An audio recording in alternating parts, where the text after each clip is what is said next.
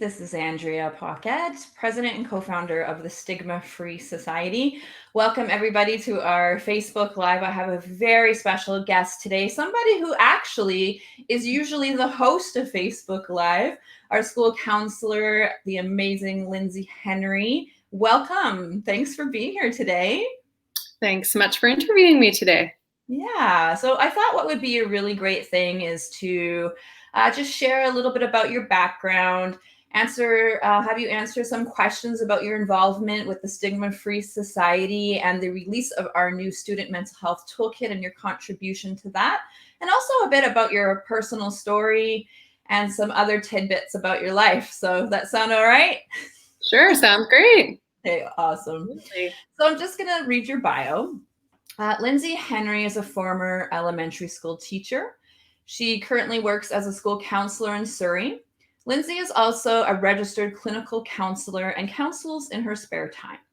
She has put on several introductory workshops for interns wishing to learn more about counseling children. Before becoming a teacher, Lynsey worked in several group homes for teenagers. Lynsey feels that her own struggles with mental health have enabled her to become a more genuine and empathetic counselor. She has her own Instagram page, which is where I found her because I was following her and stalking her, and at _passionate_counselor. So we'll have Maddie put up the Passionate Counselor's Instagram page on the notes. And yeah, so I just really want to jump into this. And I was wondering, actually, first and foremost, like, I know you're a school counselor and you're a professional and you reach many youth, but what I really would first like to touch on is I mentioned in your bio that you have a personal story with mental health. And I was curious if maybe you could share, as you always do so authentically, and you did in your, as being a host with our Facebook Live with Stigma-Free Society, I was wondering if you could share a little bit about yourself in that respect. Yeah, absolutely. So what really drove me to become a school counselor and work with teens and youth was because I was one of those children in elementary school that really struggled with coping with my emotions. So supervisors would find me crying after disagreements with friends and really overwhelmed and didn't really know how to come down from that. And it was almost like anxiety or almost like a panic attack where I just couldn't stop crying and I couldn't self-regulate. So it was really difficult for me and just didn't know how to cope and deal with that. So going into high school, I lost some of my friends, my friend group, and connected with another group of girls who I'm still friends with today. But then the attention shifted. It turned into more of a control thing for me over foods I would be eating. And I really struggled with eating disorder, bulimia, and kind of anorexia as well, in restricting my food intake and purging foods, and just really fixated on healthy eating and healthy cooking to the point where I got down to maybe around 100 pounds. I was really tiny and really struggling with the eating disorder. So, yeah. And how old were you at that time, Lynsey? I was around 14, I would say, was when it was at its worst. Yeah. And just by seeking help from a counselor in early adulthood and connecting with my friends and really opening up to them about my struggles and just having their support and having them there and to be there for me and listen to me really helped me in my journey. Definitely, and providing you the resources and the knowledge that you needed, right? Absolutely. And just finding those coping skills for anxiety and emotions, different things we can do like grounding and just sensory things, dimmer lighting, knowing what our triggers and our preferences are can really help us in managing our emotions. So what was it that really helped you? Like this whole experience and working with a counselor obviously really helped you, but was there something like this turning point where you were just like, you know what, I want to get better?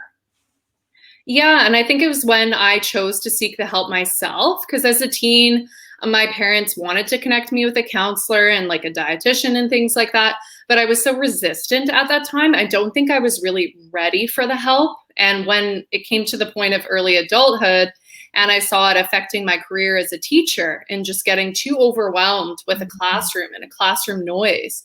And just knowing then that, hey, like maybe this is some anxiety. Maybe I'm still struggling with some of these body image issues, even though I'm not binging and purging anymore. But there's still some underlying things here I need to discuss. And just at that point, seeking out the help for myself and really wanting it. So I think that with my clients too, you have to really want it and you have to be motivated to take on those skills and really apply them in your life. That's amazing. That's really brave, courageous, and thanks for sharing that. I think it's brave and courageous that you, worked to get better and also that you share. So thank you so much. What really drove you to want to be a counselor besides that experience? Was there something in that where you were just deeply inspired, or what really contributed to that? Well, as a teacher, I always really enjoyed the lessons around feelings and self-confidence and things like that. And I really found that I could make a difference when I worked with kids one-on-one. And to me, the classroom environment was just a bit too much overwhelm. Like there was too many kids and I wanted to reach them so badly, each individually.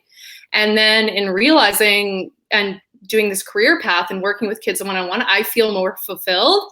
And I feel like I'm making a bigger difference by having them one-on-one and can really teach them those skills. Right. So that's kind of how it goes. And really like spending time, right? And building that relationship further in seeing them like weekly or bi-weekly. You get a different kind of rapport and relationship where as a teacher, you have to be that strict figure and role model in the classroom, which is beautiful as well. But for myself, I found I liked having that more warm and empathetic role and relating to kids at more of a personal level per se, more so than the strict teacher role.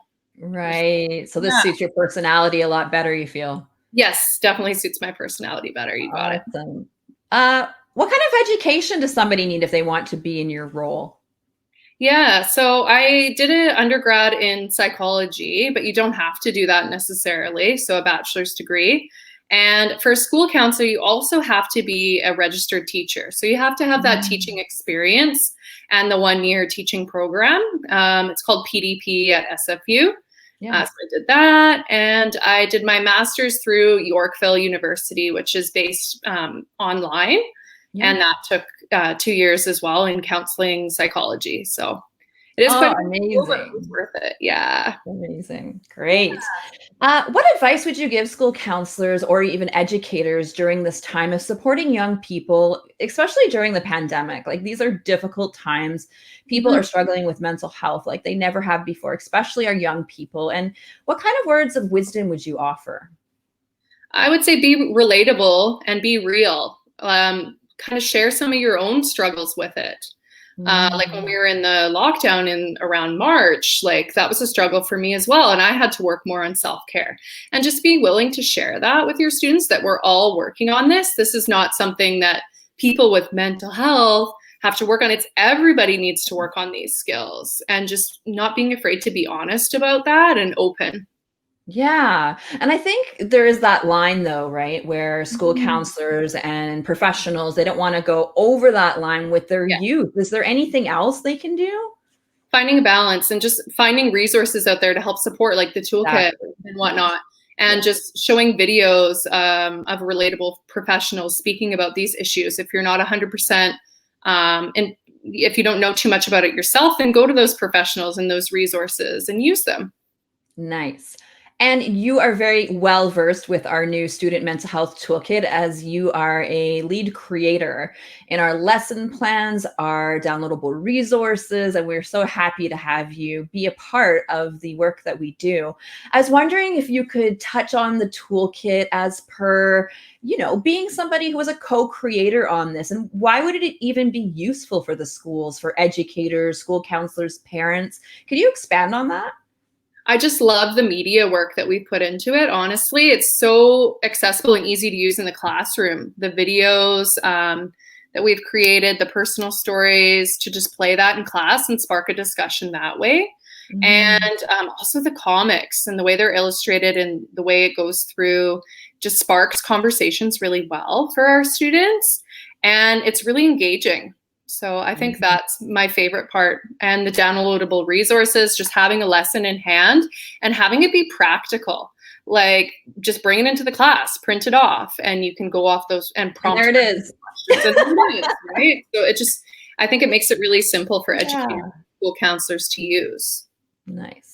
And I really love how it's so centralized. Like you go to the second section in the toolkit, and please everybody check it out at studentmentalhealthtoolkit.com. What we do is we have a public view where most of the things are accessible, but we hope that schools and districts will offer a donation. And if they don't want to or can't, that's totally fine too, and get full access. So always contact us. And what I really love is in the second section, it says downloadable resources, lesson plans. You go in there and there's just so many lesson plans that are just, like you say, very practical, all in one space. And I've been told by educators who I've shown this resource to that they're like, I tried to create my own resources. Right? Did you have that experience yourself where you're like, I want to share about mental health, and you had to go out and create it all? And how would this toolkit make that better for you if that was the case?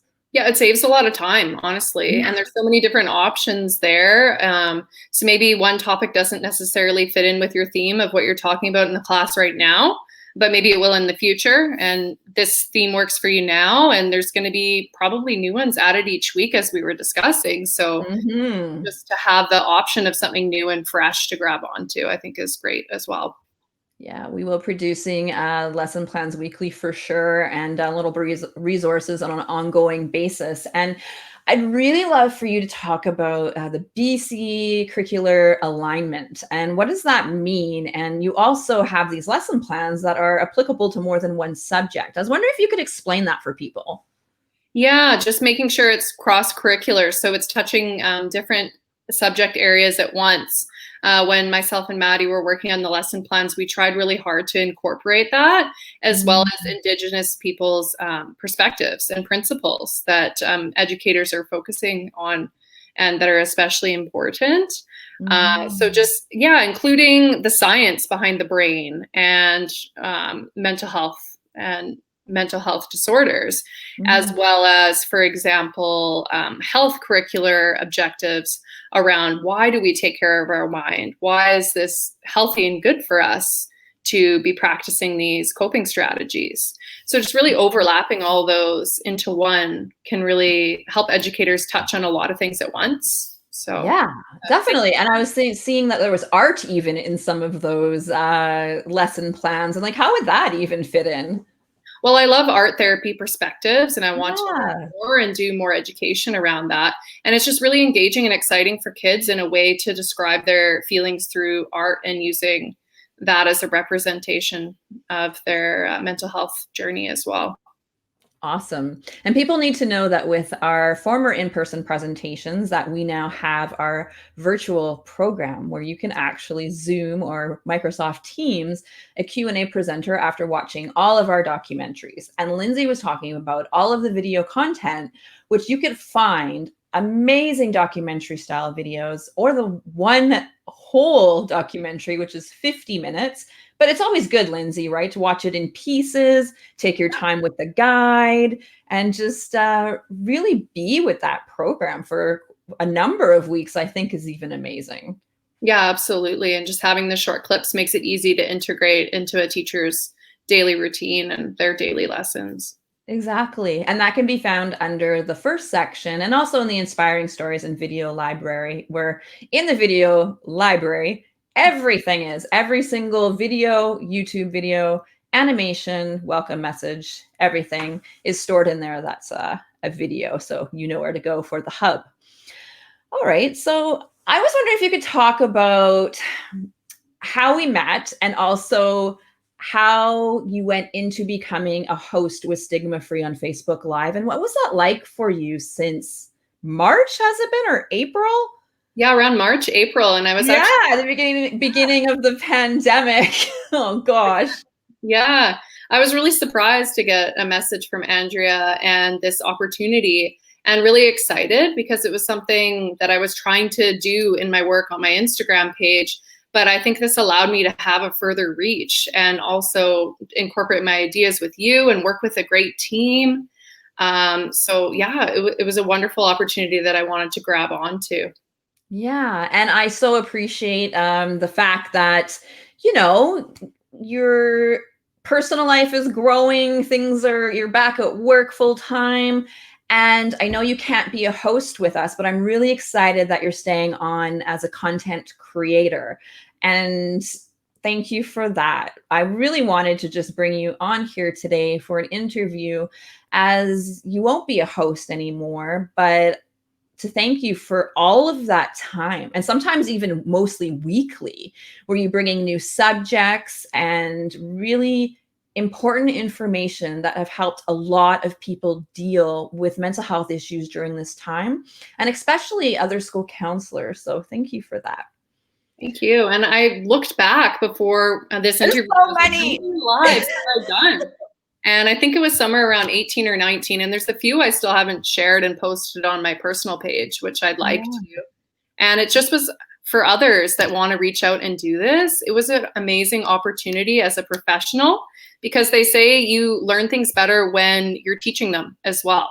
And you get more in depth on different subject areas. For example, like ADHD, when I dove into that deeper, I found even more resources that I wanted to share with people.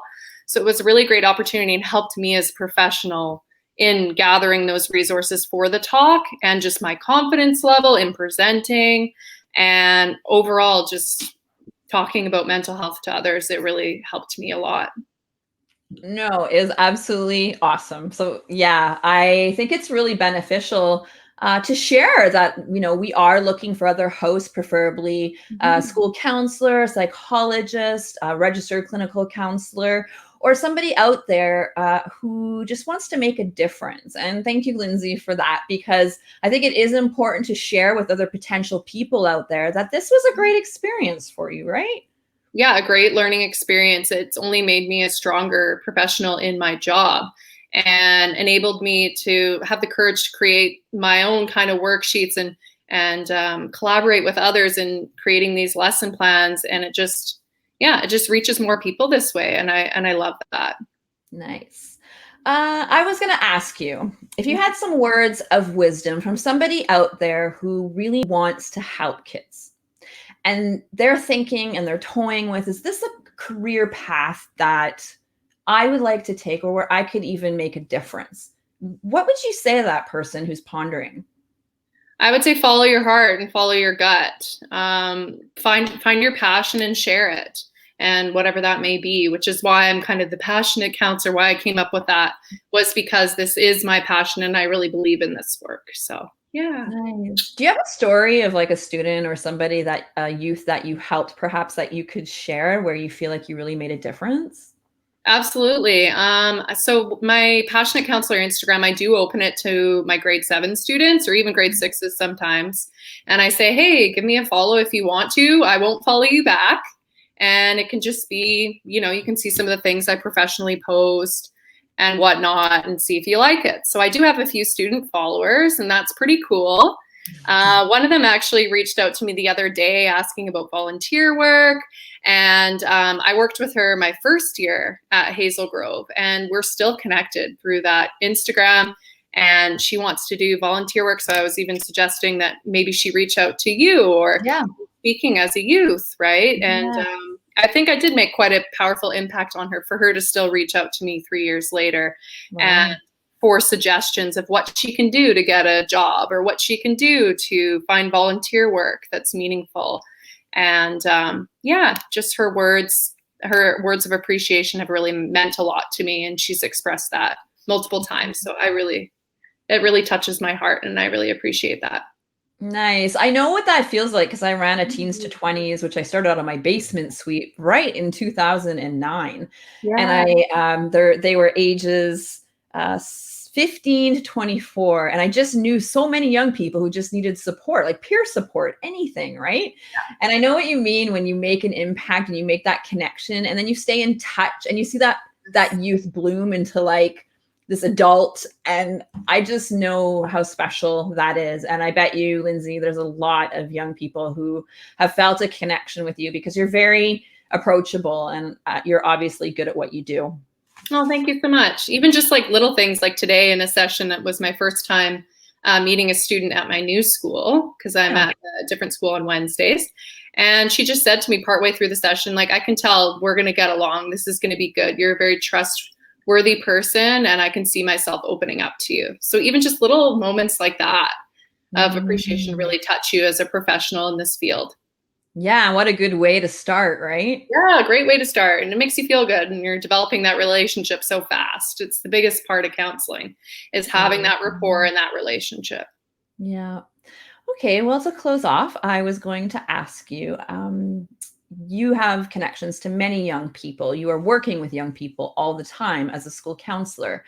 If you could offer some words of inspiration or hope, this is a really difficult time for everybody, as you know, and who are struggling. And what would you say to those young people?